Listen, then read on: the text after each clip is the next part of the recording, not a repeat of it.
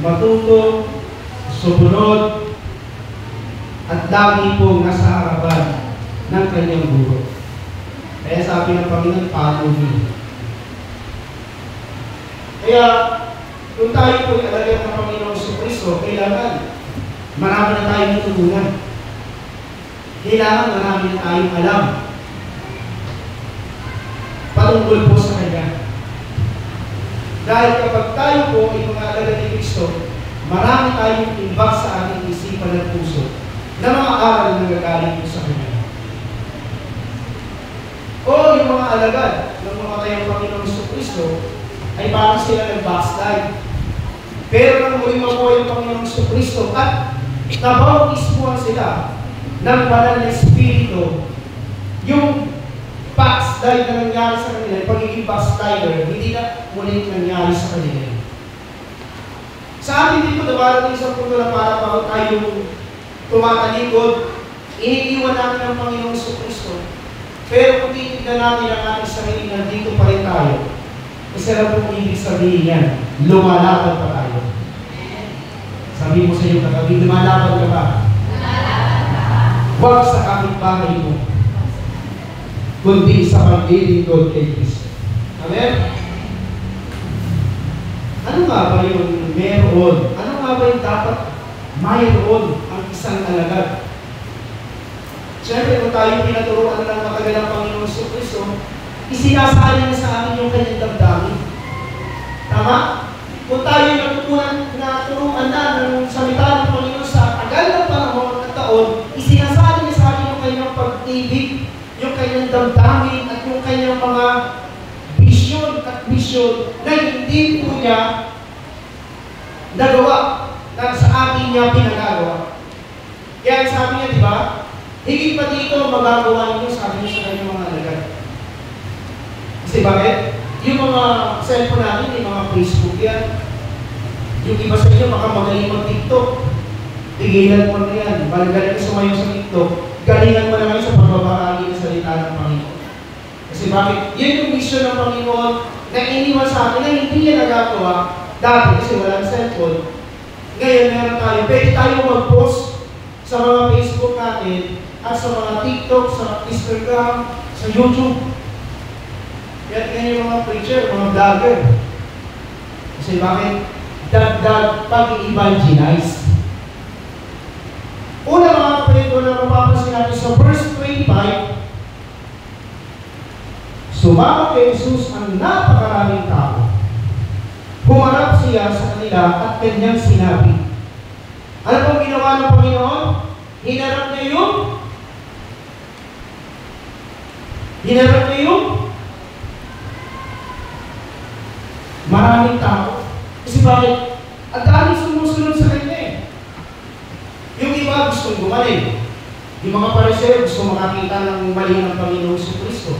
Kaya nakarang gospel, di ba? Binabantayan nila kilos ng Panginoon kasi hindi nila makita ng pagkakamali ang Panginoon sa pagkasalita. Pag sinasabi nga, action, speak, louder.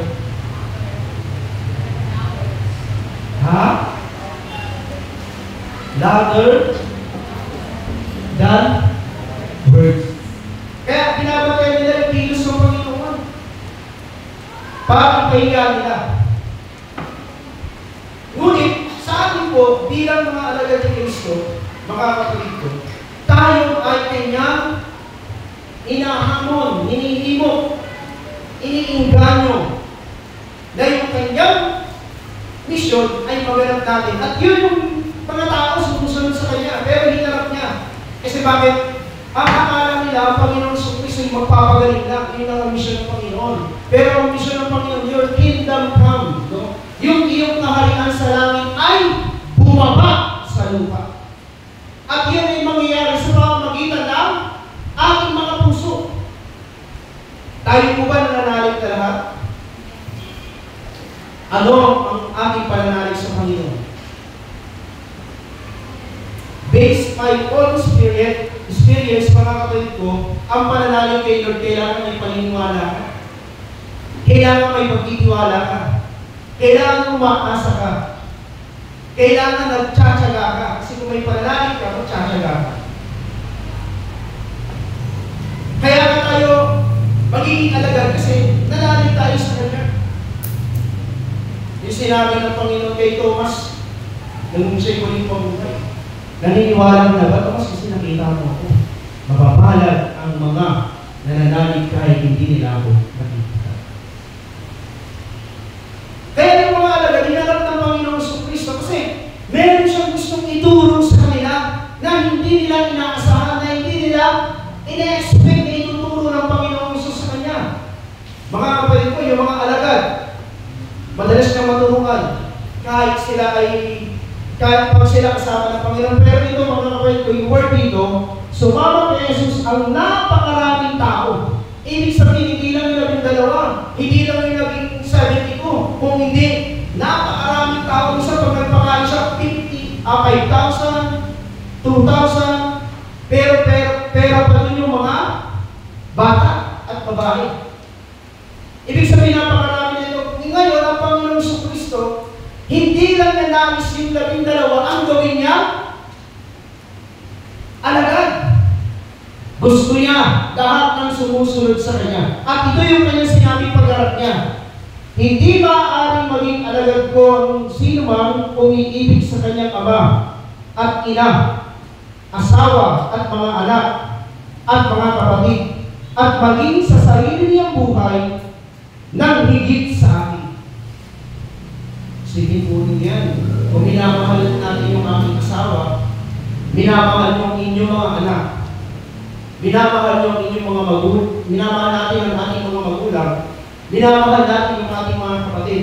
May bahagi pa rin sa kabilang gospel, sa kapaliran po nito, iniwan namin, sabi ni Pedro, maging yung aming mga ari-arian. Pero ang sabi ng Panginoon, ngunit hindi pa rin kayo maaaring maging alagad ko kung ang pag-ibig nyo sa akin ay katulad na ng pag-ibig nyo sa inyong mga mahal sa buhay. Ngayon, ang hinihingi ng Panginoon sa atin, yung pag-ibig sa Kanya nang walang katulad. Mahal mo yung asawa mo? Mahal mo yung anak mo? Mahal mo yung apo mo? Mahal natin yung asawa natin, yung kamag-anak natin, yung negosyo. Pero sabi ng Panginoon, kung ang pag-ibig mo dyan ay katulad lang kung ang pag-ibig mo dyan at pag-ibig mo sa atin ay pain mo lang, hindi ka pwedeng maging alagad. Bakit? Ganyan yung sinasabi ng Panginoon. Kasi minsan titimbang ka. Tama? Minsan titimbang ka eh. Pag meron kang pagsubok, pag meron kang pangangailangan, pag meron kang problema, kapag dumadaan ka sa bagay na hindi mo na kinakaya, physically, emotionally, spiritually, hindi mo na kaya, parang bibigay ka, minsan, hindi ka na tumitimbang. Inuuna pa natin minsan yung ating mga mahal sa buhay dahil nakakaawa sila. Tama? Pero dito po sa verse 26, itinuro ng Panginoon sa mga taong sumusunod sa Kanya, pati sa mga alagad niya, na kung ang pag-ibig niyo sa akin ay kapareho lang ng pag-ibig ng inyong mga magulang, ng pag-ibig ng inyong mga anak, ng pag-ibig ng ninyo sa inyong mga kapatid o mga hanap buhay. Hindi yan ang hinahanap ko. Kasi ang mga hinahanap ko na tunay na alagad ay yung iibig sa akin na hindi timbang, hindi kasukat, hindi ka-level ng pag-ibig ng tao ang hinahanap ko. Ang hinahanap ko na pag-ibig wala sa tao ay pag-ibig na walang katulad na ibibigay nila para sa akin. Kasi bakit?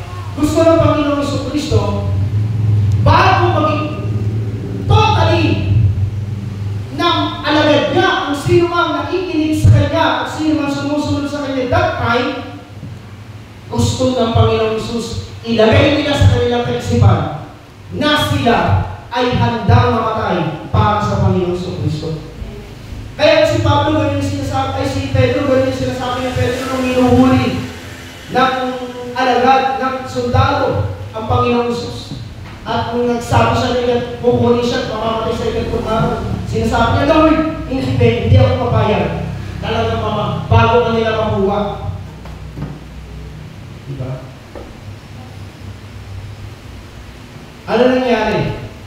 Talagang pinaglaban ni Pedro. Kasi pinakita ni Pedro yung kanyang sarili. Yung kanyang sinabi, tinagari yung sundalo. Pero hindi yun yung pag-ibig na gusto ng Panginoon. Ang gusto ng Panginoon ng pag-ibig ay yung pag-ibig namin sa Kanya na siya lang ang una sa ating mga puso. Aminin natin sa iti, lahat tayo, hindi nakakapasagyan. Pero muli tayo binibigyan ng pagkakataon ng Panginoon sa Kristo na mag-alay tayo ng pag-ibig sa Kanya na walang katulad. Kasi bakit? Pag ginawa natin yan, makikita mo nasasaktan ka. Inibitahan ka ng kapatid mo. Ito, napakamababaw ng example lang. Na matagal din natin na naririnig. Inibitahan ka ng kapatid mo, kasal niya. Yung iba nagkakataon hindi saktong kasing sabay ng gawain. Magkaiba yung oras. Pero nagkataon, inimbitahan ka ng kapatid mo. May birthday, may kasalan sa kanila. Same time, same day, inimbitahan ka. Ngayon, ano yung gagawin mo? Pag inimbitahan ka ng ganun, sabay. Ganito. Ito yung unang-una natin iisipin ganito yung ating iisipin. Yung gawain niya siya nandiyan lang naman yun eh. Sa susunod na Lunes, pwede akong dumalo. Natin simple lang. Pero sa mga panahon na yun, pag nagpasya tayo, mga kapatid ko, iba na. Tinimpang mo na. Tinimpang mo na yung pag-ibig mo sa Panginoon at pag-ibig natin sa pamilya natin. Pero anong hinihingi ng Panginoon? Pag-ibig sa Kanya na walang katulad.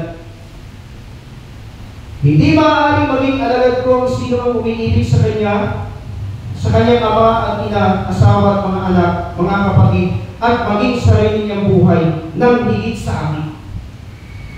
Hindi pwedeng maging timbang. Walang timbangan po sa pag-ibig sa Diyos. Hindi natin dapat ikumpara pag-ibig natin sa mga mahal natin sa buhay, sa hanap buhay, o sa anuman sa pag-ibig natin kay Lord. Ang timbangan ginagamit natin sa katarungan. Pero ang pag-ibig sa Diyos, dapat mas higit ang pag-ibig natin sa Kanya kaysa sa pag-ibig natin sa ating mga mahal sa buhay at sa mga bagay na pinahalaga natin. Minsan hinahamon tayo ng mga pagkakataon na nangyayari sa buhay natin. Kadalasan, bumabas tayo sa pag-ibig natin sa Panginoon. Pero ini-encourage naman din tayo ng Panginoon. Ini-encourage na tayo, mga kapatid ko, na hindi siya nagsasawa magbigay ng pagkakataon para patunayan natin dumating man ang isang araw na mas higit siya na mahal natin sapagkat ang pag-ibig na iaalay natin sa Kanya ay walang katulad. Hindi katulad ng pag-ibig natin sa ating ama, hindi katulad ng pag-ibig natin sa ating ina, hindi katulad ng pag-ibig natin sa ating asawa, hindi katulad ng pag-ibig niyo sa inyong mga anak, sa inyong mga apo. Ibig sabihin, laging una ang Panginoon dapat sa buhay natin. Ngayon, siya siguro maraming tao. Yung hinarap ng maraming tao, kasama ng mga alagad niya, na-shock sila. Teka lang, kaya naman kami sumusunod sa iyo. Hindi naman para ibigin ka namin talaga ng buo. Kaya kami sumusunod sa iyo kasi kailangan lang namin gumaling. Kailangan lang namin makakain. Kailangan lang namin makakita ng himala. At yun na nangyari. Nang kunin ng Panginoon at dalhin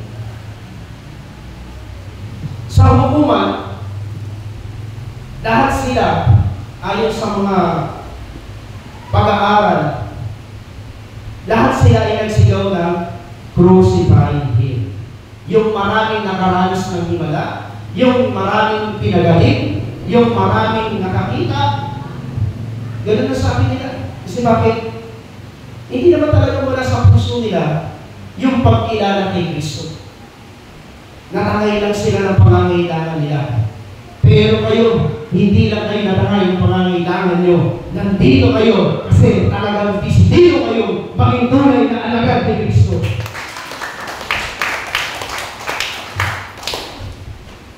Hindi maaaring maging alagad ko ang sino mang umiibig sa kanyang ama at ina, asawa at mga anak, mga kapatid, at maging sarili niyang buhay ng higit sa akin. Kung dati parang sumablay tayo, kung dati parang nagkakamali tayo, kung dati parang hindi natin naibigay yung nais ng Panginoon, alam niyo si Lord gagawa ng isa pang pagkakataon para patunayan mo na ang pag-ibig na ibibigay ko sa Kanya ay walang anuman. Baka pagka natutulog na tayo, kapag antok ka na, mga simpleng halimbawa lang sinasabi ko. Minsan ang panalangin mo, ganun na lang. Ang tanong ko, panalangin mo yung ganyan? Hindi, sa'yo lang natin yan. Kaya nga yung mga born again eh. Yung mga Protestant, pag naganyan ka, halatang Katoliko ka. Ang panalangin, yung lumalabas. Kaya, yun ang hinahanap ng Panginoon sa mga gusto maging tunay na alagad niya. Verse 27, ang sino mang hindi magpapasa ng sariling krus at sumunod sa akin ay hindi maaaring maging alagad ko. Ito na, pangalawa naman po. Ang gusto ng Panginoon, hindi lang natin siya mahal. Hindi lang pinatunayan natin na mahal natin siya. Ang gusto ng Panginoon, pasanin natin yung ating sariling krus. Kung ang Panginoon sa Kristo ay sariling krus, at yung krus niya ay yung tubusin tayo sa ating mga kasalanan. Ang krus niya, makuha niya yung kalooban ng Ama para matanggal ang puot sa atin, para mapatawad tayo ng ating Amang nasa langit. At yun yung kanyang isa sa 7 last word. Ama, patawarin sila sapagkat hindi nila nalalaman ang kanilang ginagawa. Yun yung kanyang krus. Sabi ng book of Isaiah chapter, teka na, parang nakalimutan ko na yata yung chapter na yun. Chapter 53. Sa kanyang mga pasakit, mga sugat, mga pag-aalimura ng tao, tinis niya yung sakit, yung paghirap, para lang ikaw at ako mapatawad ng Diyos Ama, mawala yung puot at galit, para ikaw at ako ay makalapit sa Diyos, para ikaw at ako ay maligtas sa kasalanan na tayo dapat hanapin. Kaya, inihingi ng Panginoon, pasanin natin yung krus natin. Ano yung krus? Yung paghihirap. Paghihirap bilang isang attender, bilang isang lingkod. Paghihirap, pagtitiis. Pagtanggap ng mga problema, ng mga pagsubok na ating mga pinagdaraanan. Yan yung ating mga krus na kung minsan talaga naman ang bigat-bigat na hindi natin kayang buhatin. Pero yun yung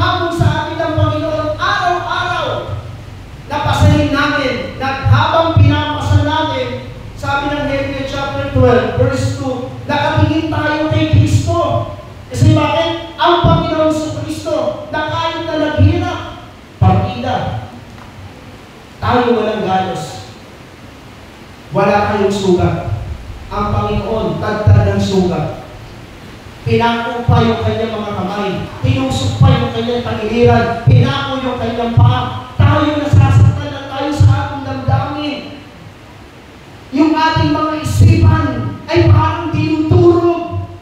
Pero wala tayong sugat. Wala tayong dugo na dumadaan sa ating mga katawan. Pero ang Panginoon, bukod sa sugat, bukod sa kanyang mga dugo, yung kanyang isipan, yung kanyang damdamin, ay talagang nakakaranas ng pagtitiis at paghihirap. Kaya nga sabi ng Matthew chapter 26, verse 33, in the following verse, sabi niya, Ama, hanggat maaari, ayaw kong daanin ang sama ng paghihirap na ito. Ngunit ano?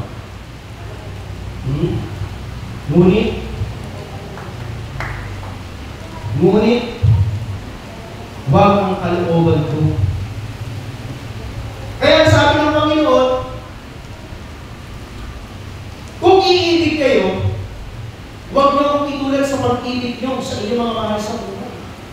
Kailangan yung pag-ibig niyo sa akin ay walang katulad. Kasi bakit? Kung dumadating sa punto at ninoong talaga ng Diyos, masuunahin natin yung layunin ng Panginoon kaysa sa ating nasasaktan, sa ating isip na naaapektuhan ng ating mga problema sa buhay, ng ating mga pagsubok. Kaya kapag naging alagad ka ni Kristo, kailangan. Hindi lang dahil kailangan, kundi dapat tumadaan ka talaga sa matinding dako ng buhay, sa pag-iingkod mo. Naranasan niyo na bang pusigin? Naranasan niyo na bang mag-share ng Word of God sa kapitbahay ninyo o katulad ng mga Jehovah Witnesses, katulad ng mga born again na nagsama-sama sila? Mayroon tawag sa atin yan, NPG. Ano ibig sabihin ng NPG? Never? Buti pa kayo. Kabisado natin yan, di ba? NPG. Kung hindi pa natin nagagawa yan, kailangan magawa natin yan. Hindi sumakang dito kung may edad ka na o bata ka pa. Kasi sabi ng Panginoon, Matthew chapter 28, verse 19-20, gawin yung alagad ko ang lahat ng bansa. Gawin yung alagad ko ang lahat ng tao. Ibig sabihin, tinatawag talaga tayo ng Lord, maging alagad niya. At ano yung ginagawa ng alagad? Namamalakaya ng tao. Kaya, siguro yung mga hindi pa nakakagawa yan, magtipon-tipon po kayo at puntahan yung mga prayer partner na hindi na dumadalo at magsama-sama kayo, bisitahin ko. Pag bukas ng pito sabihin, ay sister, hindi kami tatanggap ng pagkain, ang dito na talaga kami para mag-share ng Word of God kasi matatakot yung magpatuloy. Ang dami nyo. Kung tingin naman pisong pagtisal lang or puto, kung ano na yung puto, pagtingin pa lang sa inyo, ay, piso ako, sister. Hindi na talaga kayo pinapasok. Kaya sa Mindoro dati, ganyan ginagawa namin. Pupuntahan ng mga manggagawa, tapos ibibilin ka agad sa kanila na, ay, huwag na kayo maghahanda, ang layunin na natin, mag-pray, mag-share ng Word of God, tapos alis na po kami, invite namin kayo sa gawain. Kasi ang isang alagad ng Panginoon, hindi tulad ng sinabi ko, hindi lang niya hinahanap na mahalin natin siya ng walang katulad. Kung hindi, gusto niya, pasanin natin yung ating krus. At isa po sa krus natin ay yung mag-akay ng kaluluwa sa kaharian ng Panginoon. Sapagkat pag pinasal po natin yan, mga kapatid ko kay Kristo, yung ating krus, habang tayo sumusunod sa ating Panginoon, makikita mo na hindi Hindi ka lang basta attender ng niyaya na habang buhay ka lang attender, kundi mararamdaman mo yung pasakit, yung hirap, yung gutom, yung pagod na dinanas ng Panginoon nang siya ay naging tao para akayin ang maraming tao noong panahon niya. Maging noong panahon ng mga alagad at maging ng mga panahon na ito ng mga nag-MPG. Tama-tama, nandiyan yung inyong mentor dito, si Brother Arquez. Ipaalam niyo lang yung kay Mark. Kung paano, mag-MPG kayo dito.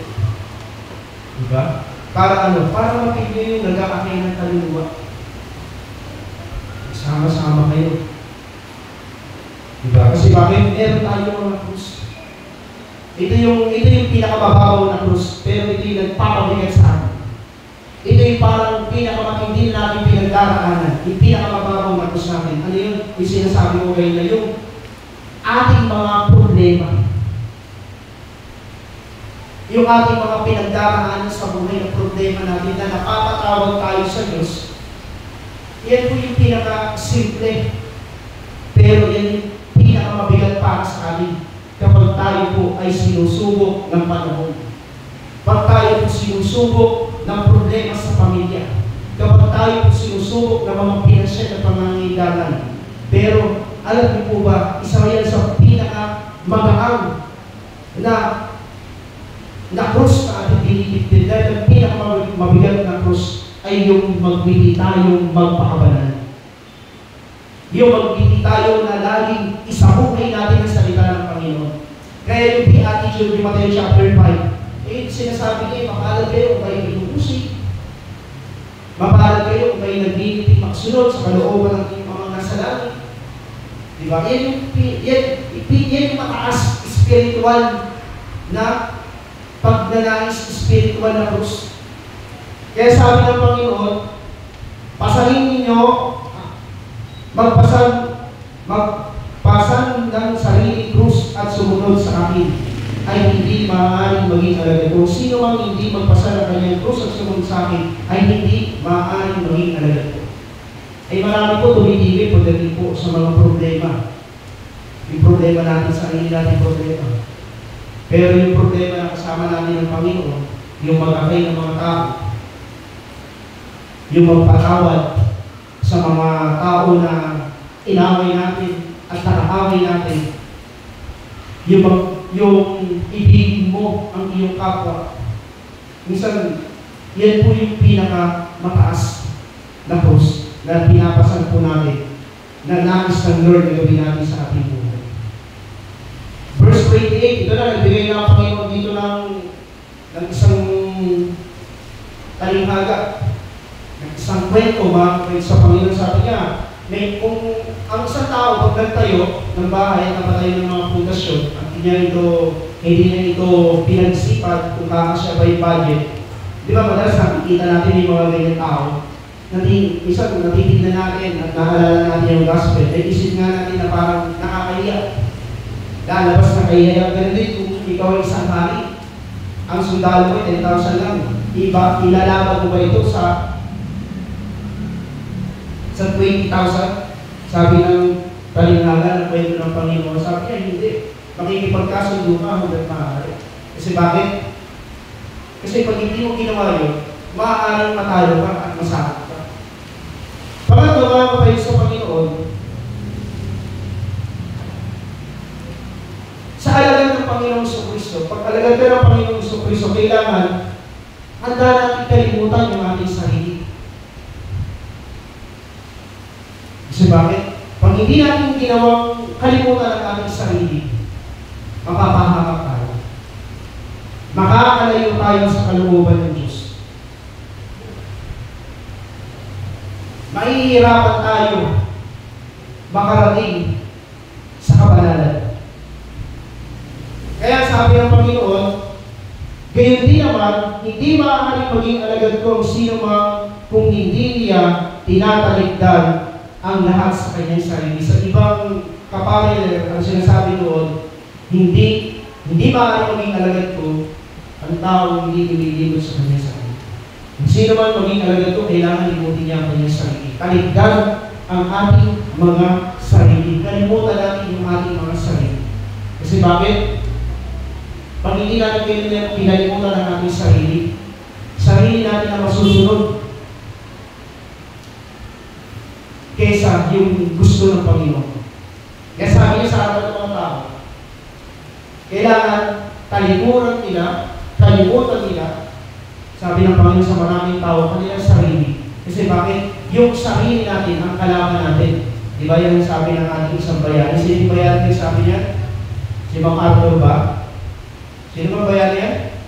Si General Luna, tama? Tama ba?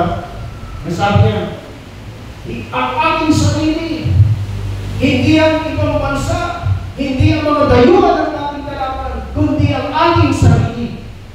At totoo naman, kaya kapag hindi natin kinalimutan ang ating sarili, yung unang-una, yung sarili natin ang magiging hadlang para po tayo, para patunayan natin kay Lord, kay Jesus, na tayo ay tunay niyang mga alagad.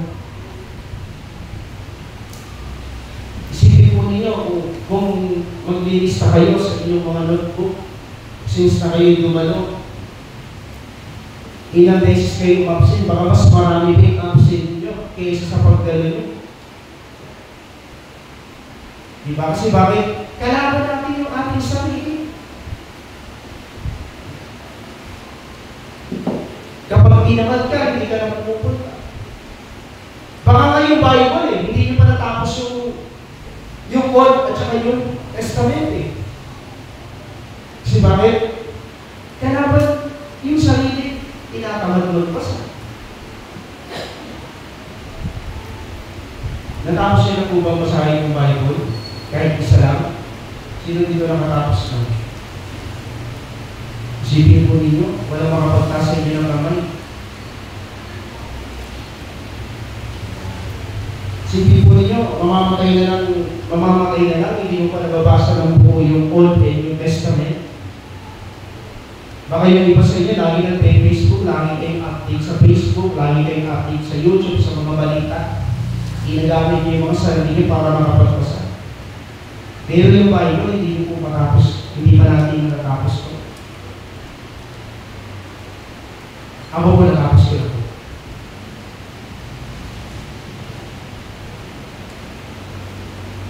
Kaya, dapat natin kalimutan ang ating sarili. Kasi, yung sarili natin, ang kalaban natin, tungkol dito, meron itong katuwang. Ano yung katuwang nito? Si Satanas. Na kapag ikaw yung naglalakis, gawin ang gawain ng isang alagad, panghihinain ka.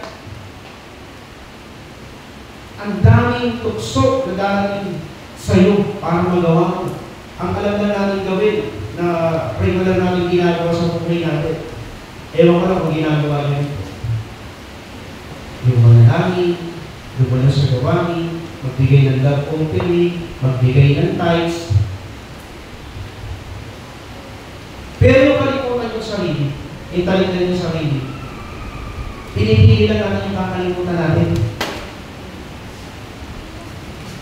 Halimbawa, meron kang utang, napakasimple, may utang ka, kakalimutan mo yung utang mo. Ay, pag pinaalala sa akin ni Lord yan, babayaran ko.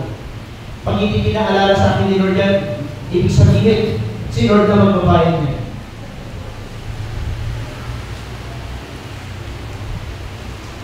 Diba? Gusto ni Lord, kalimutan natin yung ating sarili. Kasi bakit pag kinalimutan natin yung ating sarili, magagawa natin ibigay sa Kanya yung pag-ibig na walang katulad. Magagawa natin pitpitin yung ating krus na kahit na tayo nahihirapan, pero mas gusto pa rin natin sumunod sa Kanya, mas gusto pa rin natin magpakawalan, mas gusto pa rin natin maglingkod sa Kanya, mas gusto pa rin natin na ialay natin ang ating buhay sa Kanya kasi handa na natin kalimutan ang ating mga sarili.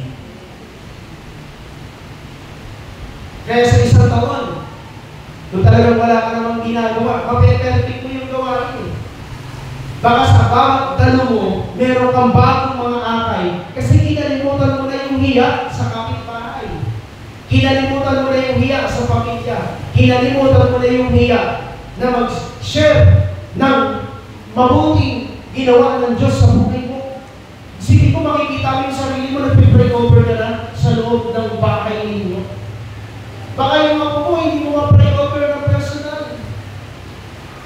Baka yung asawa mo, hindi mo mapangalan ng personal na salita ng Panginoon. Baka yung alam mo, hindi mo pa nasishare ng Word of God. Kasi hindi mo pa kinakalimutan yung sarili mo. Ibig sabihin, nahihiya ka pa. Hindi mo magawa yung talagang matagalang pinagagawa sa inyo ng Panginoon. Kasi bakit? Hindi mo matalikdan yung sarili mo na baka pagtawanan ka. Na baka sisihin ka bigla kapag tumigil sa trabaho yan at maglingkod din sa Panginoon. Minsan may mga tao tayo sa buhay natin na kaya hindi natin magawa yung pinagagawa ng Panginoon at mapatunayan sa Kanya na gusto kong maging alagad kasi natatakot din tayo na gawin yun dahil baka may mangyaring hindi maganda pag iyon ang ginawa natin. Kaya mga kapatid sa Panginoon, nasabi ko dito sa last verse, mga kapatid ko, gayon din naman, hindi maaaring maging alagad ko ang sino man kung hindi niya tataligdan ang lahat sa kanyang buhay. Kapag tayo po ay alagad ng Panginoon, dapat meron tayong pag-ibig. Yung pag-ibig na binibigay natin sa Kanya ay walang katulad. Dapat pinapasa natin yung ating krus. Kahit sa kabila nito na parang ayaw na ng iyong katawan, pero papasahin mo pa rin. At habang ginagawa mo yun, tinuturuan ka na ng mga sitwasyon sa buhay mo na kalimutan ang sarili mo. Kaya pag hindi pa natin nakalimutan ang sarili natin, hindi tayo nag-umpisa magbigay ng pag-ibig sa Diyos na walang katulad. Kaya pag hindi natin nakakalimutan ang sarili natin, hindi pa talaga tayo nakakapagpasa ng Diyos natin. Pero kapag nagawa na natin yan, kinakalimutan na natin o pinakaligtan na natin. Nagagawa natin taligdan ang ating sarili sa panahon na kailangan mo ipakita sa Panginoon na kaya mong iiwan ang iyong sarili para sa Kanya. Sino dito gusto maging alagad ni Kristo? Maraming na dito. Tingnan po, sino dito gusto maging alagad ni Kristo? Nasa kamay, may kasamang sigaw. Yan Lord, makikita mo sila. Marami silang mga kakay. At makikita mo sila magpipray na sila mismo sa loob ng bahay nila.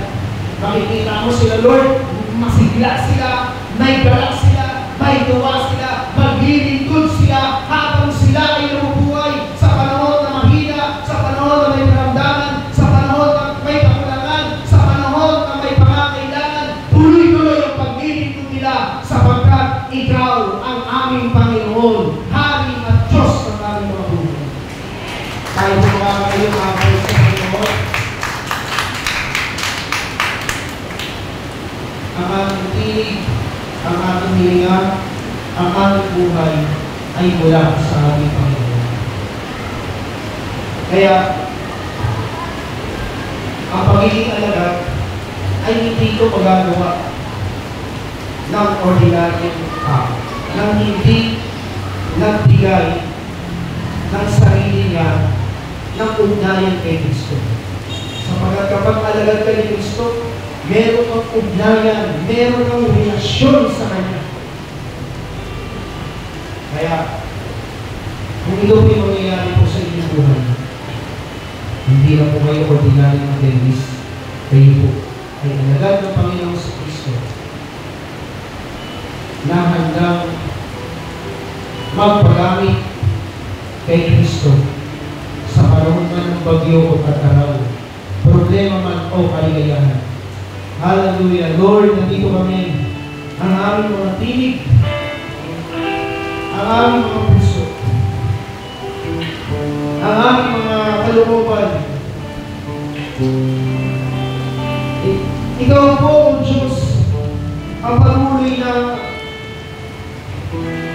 mag-burn ng aming pong mga spiritual na buhay. Tulungan mo kami ni dakilang Diyos na ang maging alagad sa iyo, maging alagad mo, ang siya po namin maging pangarap sa buhay namin. At